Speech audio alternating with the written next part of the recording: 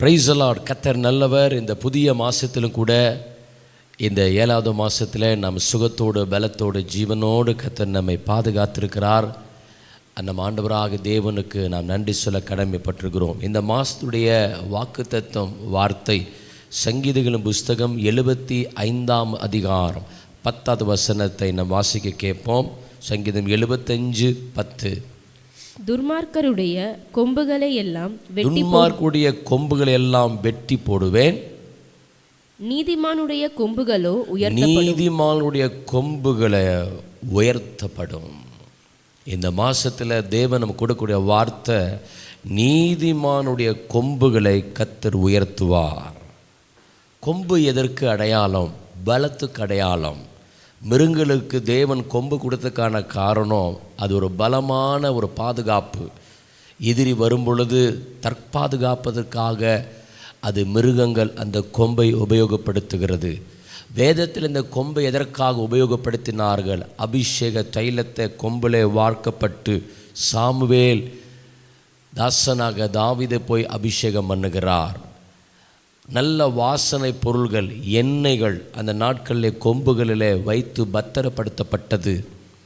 இந்த நாளிலே சங்கீதக்காரன் சொல்லுகிற காரியம், கொம்புகளை, நீதிமான் கொம்புகளை உயர்த்தப்படும் என்று சொல்லி. இந்த கொம்பு பரிசுத்த ஆவியின் பலத்தை குறிக்கிறது. இந்த கொம்பு ஆவியான கொடுக்கிற அபிஷேகத்துக்கு அடையாளமை சொல்லப்படுகிறது. இந்த 7வது மாதத்தில் தேவனு கொடுக்கப்படுகிற வார்த்தை, நீதிமானுடைய கொம்புகளை எல்லாம் கர்த்தர் உயர்த்துவாரா. வசனம் சொல்லுகிறது, யோசுவா 6ஆம் அதிகாரம் 5வது வசனம் சொல்லுகிறது, அந்த கொம்பு நெடுதுணியாய் இருக்கும் பொழுது அலங்கம் இடிந்து விழுந்தது. அன்பான சகோதரி சகோதரியே, இந்த 7வது மாதத்தை வந்திருக்கிறீங்க. உங்கள் வாழ்க்கையில் சில அலங்கங்களாக கட்டப்பட்டு, கோட்டைகளாக கட்டப்பட்டு, என்று சொன்னால் பிசாசு மனதிலையும் சிந்தையிலும் ஆத்துமாவிலும் அநேக அரண்களாக கட்டி எழுப்பி விடுவான். நம்முடைய வாழ்க்கையில் அன்னைக்கு யோசுவாவின் நாட்களில் அந்த பட்டணத்தை சுதந்தரிக்கும் முன்பதாக ஒரு பெரிய அலங்கம் தடையாய் காணப்பட்டது. இந்த 7வது மாதத்தில் ஏதோ ஒரு ஆசீர்வாதத்துக்காய் நீங்கள் போராடி ஜெபித்து கொண்டிருக்கலாம். இந்த 7வது மாதத்தில் கர்த்தருடைய நாமத்தினை நீங்கள் காத்து கொண்டிருக்கலாம். ஒரு நன்மைக்காய் காத்து கொண்டிருக்கலாம். அந்த நன்மை இந்த 7வது மாசத்திலே தரக்கூடாதபடி சத்துரு போராடி கொண்டிருப்பான். ஆனால் வேதம் சொல்லுகிறது, நீதிமான் கொம்பு உயர்த்தப்படும். இந்த 7வது மாசத்தில் இந்த கொம்பை, அபிஷேகம் என்னும் தைலமாகிய கொம்பை, ஆவியான பலம் என்கிற கொம்பை நீங்கள் நெடுதுணியா உயர்த்தும் பொழுது அலங்கம் இடிந்து விழுகும். உங்களை சுற்றிருக்கிற காரியங்கள், எதிராய் காணப்படுகிற பெரிய பெரிய அலங்கம் எல்லாம் அது இடிந்து விழ ஆரம்பிக்கிறது. 2வது 1 சாமுவேல் 2ஆம் அதிகாரம் 1வது வசனம் சொல்லுகிறது, அன்னாள் கர்த்தருக்குள் ஜெபம் பண்ணுகிறாள், அந்த கொம்பு கர்த்தருக்குள் உயர்த்தப்படுகிறது. அதனால் பகைஞர் மேலே ஒரு பெரிய அதிகாரத்தை கர்த்தர் தருகிறார். கொம்பு, நீதிமான் கொம்பு என்ன செய்கிறது? ஆண்டவர் உயர்த்தப்படும் பொழுது 2வது காரியம், பகைஞர் மேலே தன் வாயை பேசும்படியாக அதிகாரத்தை கொடுக்கிறார். பகைஞர் மேலே என் வாய் திறந்திருக்கிறது என்று சொல்லுகிறார். எதற்கு அடையாளம்?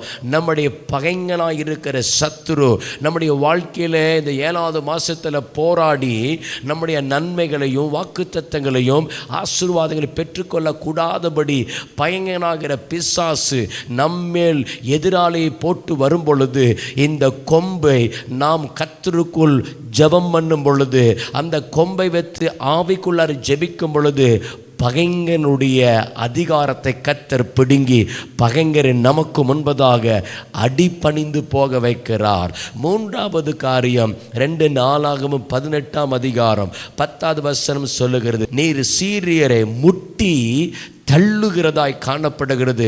நமக்கு விரோதமாய் 7வது மாதத்தில் பெரிய சீரியரை போன பலமான ஒரு கூட்டம் நமக்கு எதிராளியாய் வந்து நம்மை முடக்கும்படியாக, நம்மை எழும்பக்கூடாதபடி போராட்டங்களை கொண்டு வருகிறார். இந்த கொம்பு, நீதிமான் கொம்பு, சங்கீதம் 75:10 சொல்லப்படுகிற நீதிமான் கொம்பு உயர்த்தப்படும் பொழுது நம்முடைய எதிராளிகளை கொண்டு வருகிற போராட்டங்களை முட்டி தள்ளி அதை நிலைகுலை நம்மளால் செய்ய முடியும். கர்த்தர் அவ்வளோ பெரிய அதிகாரத்தை இந்த 7வது மாதத்தில் கர்த்தர் கொடுக்கிறார். அப்படிப்பட்டதான ஒரு பெரிய வல்லமையை கர்த்தர் இந்த கொம்பின் மேல் நமக்கு கொடுத்துகிறார். மீகா 4:13 சொல்லுகிறது, கர்த்தர் சொல்ற, சீயோன் குமாரத்தியே, உன் கொம்பு இரும்பாக்குவேன், உன் கொம்பை வெண்கலமாக்குவேன். இரும்பையும் வெண்கலமாய் கர்த்தர் மாற்றுவார். எந்த சத்ருவும் நம்மளை நெருங்கக்கூடாதபடிக்கு நம்மை கொம்பை கர்த்தர் இரும்பும் வெண்கலமாக்குவார். நீதிமானுடைய ஆசீர்வாதம், நீதிமான் கொம்பு உயர்த்தப்படும் பொழுது இரும்பாக மாறிடும், வெண்கலமாக மாறிடும். வெண்கலத்தை வச்சு தான் அந்த நாட்களை ஆசரிப்ப கூடாரத்தை செய்தாங்க, அந்த தொட்டியை செஞ்சாங்க. வெண்கல தொட்டி அது எதற்கு அடையாளம்? பரிசுத்தத்துக்கு அடையாளமாய் சொல்லப்படுகிறது. ஆண்டவர் வெண்கலமாக்குவாராம், இரும்பா கர்த்தர் மாற்றுவாராம்.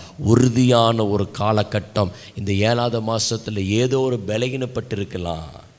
இந்த 7வது மாதத்தில் பலம் இழந்து காணப்படலாம். ஒருவேளை ஆவிக்குரிய பலம் இழந்து காணப்படலாம். குடும்பத்தில், வியாபாரத்தில் பலம் இழந்து காணப்படலாம்.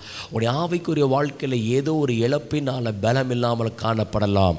இந்த மாதத்தில், 7வது மாதத்தில் நீதிமான் கொம்பை கர்த்தர் உயர்த்தப்படும் பொழுது கர்த்தர் உங்கள் வாழ்க்கையில் அது இரும்பாய் கர்த்தர் மாற்றுவார். இந்த அபிஷேகம், இந்த ஆவியான பலம் உங்கள் மேல் இறங்கி வரும் பொழுது அநேக காரியங்களை சாதிக்கத்தக்கதாக இரும்பையும் வெண்கலமாக்கி கர்த்தர் உடைய தலையை கர்த்தர் உயர்த்த போகிறார். இந்த 7வது மாதத்தில் நீங்கள் உயர்த்தப்பட போகிறீங்க. 7வது மாதத்தில் கர்த்தர் பூமியின் உயர்ந்த ஸ்தானங்களை கர்த்தர் ஏறி வண்ணப்படுகிற 7வது மாதம். இந்த 7வது மாதம் கர்த்தர் நீதிமான் கொம்பை உயர்த்தி பார்க்குற மாதம். இந்த 7வது மாதம் கர்த்தர் உயர்த்தி மேன்மையாய் வைக்கிற ஸ்தானமாய் காணப்படுகிறது. விசுவாசத்தோடு இருங்கள். இந்த 7வது மாதத்தை உங்களுக்காக கர்த்தர் நீதிமான் கொம்பை உயர்த்தி உங்களை மேன்மைப்படுத்த போகிறார். அல்லேலூயா. ஜெபிக்கலாம். பரிசுத்த பிதாவே, இயேசுவின் நாமத்தினால இந்த வாக்குத்தத்த ஆராதனை பார்த்து கொண்டிருக்கிற பிள்ளைகளுக்காக ஜெபிக்கிறேன். இயேசுவின் நாமத்தினால நீதிமான் கொம்பை உயர்த்துவீராக.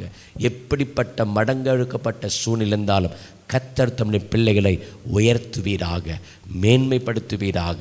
இந்த 7வது மாதத்தில் நீதிமானை கர்த்தர் கம்பீரமாக உயர்த்த பண்ணி, கொம்பை உயர்த்த பண்ணி மேன்மையுடைய கர்த்தர் கிருபை தருவீராக.